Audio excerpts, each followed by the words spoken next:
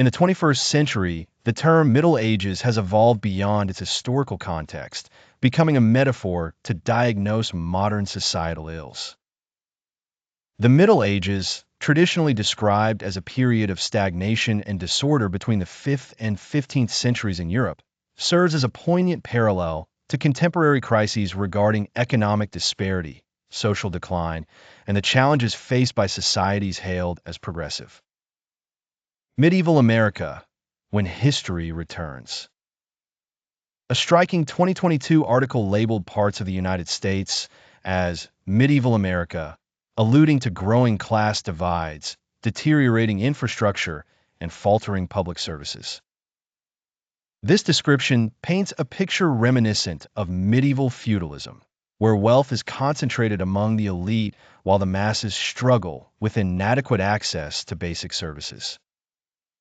Technology and the new slavery. Even amidst technological advancements like artificial intelligence and space exploration, modern slavery, evident in unpaid labor and exploitative working conditions, echoes feudal relationships. In several countries, factory environments mirror a master-servant dynamic, as if history is regressing through the lens of modern industrial practices. The New Middle Ages as a metaphor.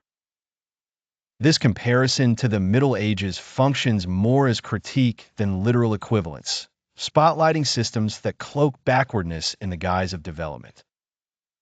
When societies are accused of living in the Middle Ages, the underlying inquiry probes.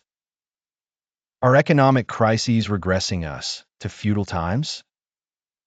Does the breakdown of public services replicate the fall of bygone empires?